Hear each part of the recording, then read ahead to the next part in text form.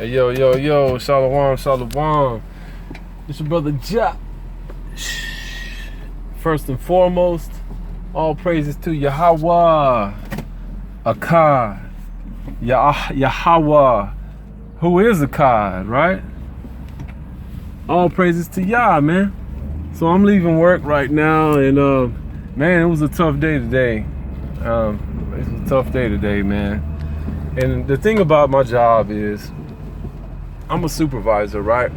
So with being a supervisor, you have to not only make sure that your department or what you're over meets quotas, makes numbers, this and that, but also you're in charge of the welfare of your associates that are under you.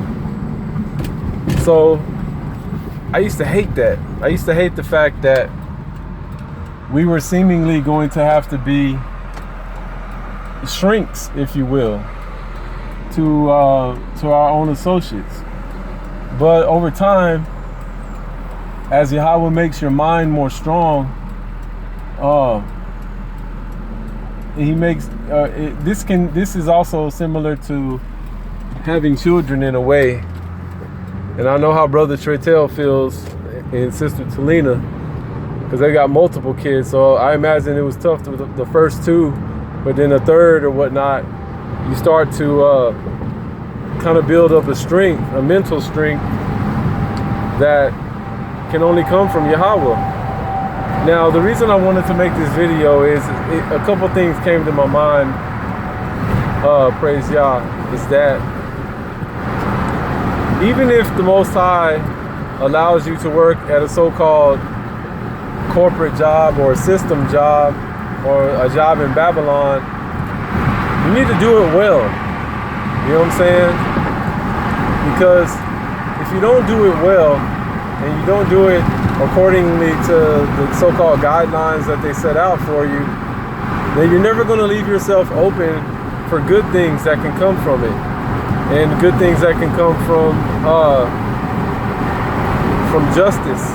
And now, when I say justice, I'm not talking about the system that set up the justice system, you know, because we all know it's flawed. I'm talking about righteous judgment. I'm talking about righteous justice. I'm talking about righteousness itself, good karma, so to speak, universal judgment, universal karma, that kind of, those type of principalities and concepts, which we see over and over again, especially in the Torah, in the Tawrah, in the scriptures, you know what I'm saying? The Tanakh, universal judgment, universal righteousness, cause and effect, and the way that you understand that stuff actually is by doing. So you know the cause and the effect of treating your associates right, as opposed to not treating them right. If you treat your associates right, then it's harder for them, especially the ones that have bad intentions for you, to actually hurt your career, because you're well backed up with enough backing and enough righteousness, if you will, so that your behind is covered, right? Just in case they fall short of expectations, and just in case you fall short of your own expectations, because our bosses, so-called, and the people who are over us, so-called, really are there to find things that can be fixed, or find opportunities that for you to improve what you're doing. And it goes on and on, right? If you become the boss that is over you, then you are definitely going to have to even improve yourself or find opportunities for your own growth. So it goes on and on, right? There's many a times that I've been like, I don't want to work for nobody in this system, right? This system is not what's up. But that's not what it says in the Tanakh. That's not what it says according to Torah. If we are, especially during the time when we are in a state of captivity, such as this, or such as the one that we were in Babylon, right? Because during the time in Babylon, we actually could work and we actually could be there and not be oppressed, so to speak, but still be in captivity. So all praises to Yahweh, man, for allowing us a cushion, if you will, so we can get our minds right and get prepared for the next step. Now, why do I say that?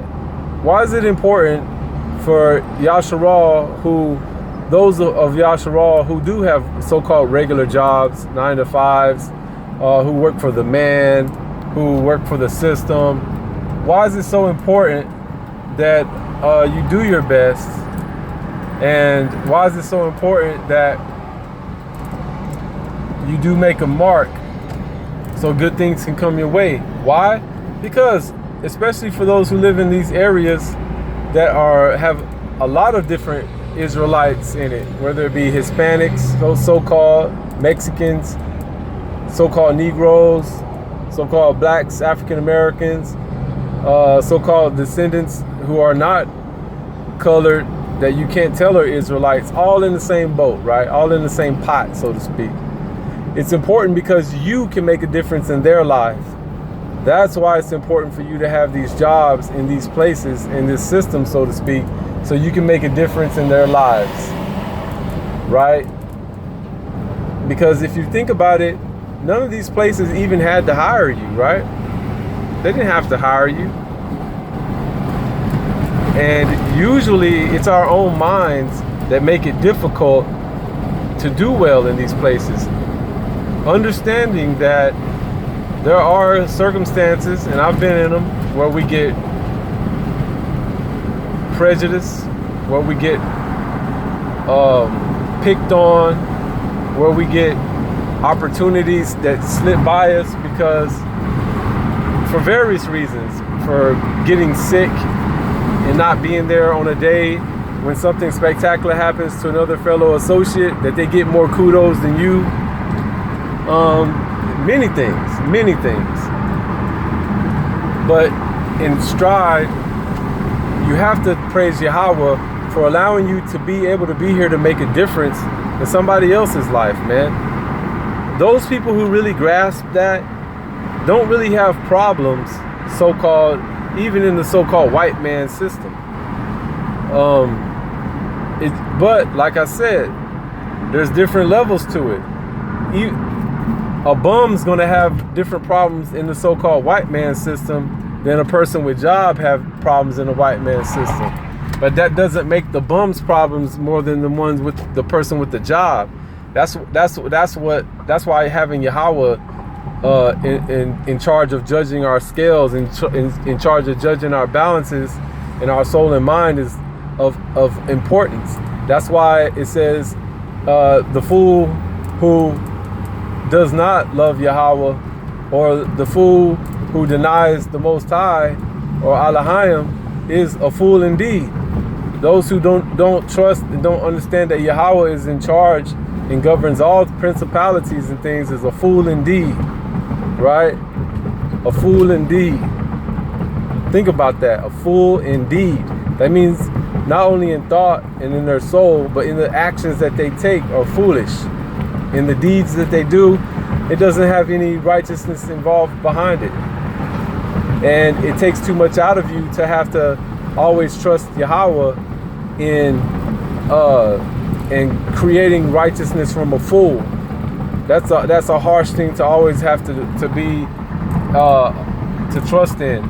You do want to surround yourself with people that you know can make good, righteous judgments, and not always have to rely on what's called providence in order for that to take place. For real. I used to rely on providence for everything, and it's just not the way to go, man. Oh man, we got stuck in traffic. Well, man, looks like a bad wreck too. Man, I pray that Yahweh allows healing to take place, you know, and that Yahweh allows, man, that no one to be injured, man. Damn. Yo, but perhaps it's much more of an opportunity for me to reflect here. I wasn't intending on this being a long Droppin Jewels segment by any means, but here we are. But yeah, my intentions really, man, in making this video was to really discuss the importance of doing your best in what is placed before you. You know, whether you're an artist, whether you're a musician, whether you're, you know, whatever you do, whether you're a prophet, whether you are, and just whatever you do, it's best to do your best. Salakia, I didn't mean to be repetitive with just a lot of cars. You probably hear them sirens now. But yeah, it took me a long time to learn that lesson, man. And I was really hateful a lot of the times just to have to consider myself not being the one of those ones to get things like other people. I was very jealous and very envious of what other people had because it looked like what everybody else did was successful but me. But nah, that wasn't it. The problem is I wasn't doing my best with what I was given. So now that mentality has shifted for me, I've been blessed so much, you know, blessed with wedding, you know, blessed with my job I keep excelling at, different positions becoming available for me. And sure, sometimes it's a slow process, sometimes it goes fast, sometimes it slows down, but to give up on Yahweh, man, in that process is just foolish, man. That's why I'll never question Yahweh, man. I thank Yahweh for the good and the bad, no matter how intense, because I know that the end result is always going to be righteousness for me, right? No matter how intense. I'll never give up on Yahweh, especially knowing that we're filled with the breath, filled with Yahweh Rawak, with the spirit of Yah, with wisdom. Can never give up on Yahweh, man. No matter what the situation is, man. If Yah gives you a job in Babylon, Yah can end up making you the leader of that job, and you can end up giving jobs to nothing but Yasharal and them doing good for themselves. That's the mindset people got to have. You got to have Yawasaf's mindset, to where you get yourself in a bad situation or other people get you in a bad situation, you stay steadfast, and you stay praying, you stay repentant, then good things come to you. And I mean really good things. Not to where it's confusing, where people don't know what the definition of good is. I'm talking about really real goodness. Because if it's in Yahweh, it's definitely real goodness. But what does Yahweh also help you understand? Real badness too. Because if Yahweh has to leave a situation because of its wickedness, then you know that the situation becomes bad, and Yahweh reveals to you just how bad it is without his presence there. So, and that's in all things, man. But you know, hopefully this little session was informative. You know, all praises to Yahweh. And I just want to speak that was on my mind. Yasharal, do good in what's given to you. And in turn, you can do good for your own people who are in this system, in this struggle, in this shitstem, in this struggle that's here with you. You know what I mean? And your righteousness will spread. And you will be an example and lead others to Yahweh. You know what I'm saying? Whether it be by name or by presence. You know what I mean? Because it's not for everybody to call upon Yahweh by name, but it's for everybody to recognize Yahweh by presence. You dig? And they'll want to, in fact. But I'm not sugarcoating. It's a struggle. And, you know, thanks to our ancestor, we toil for our meat. We toil for our veggies by the sweat of our brow, you know. Shalom.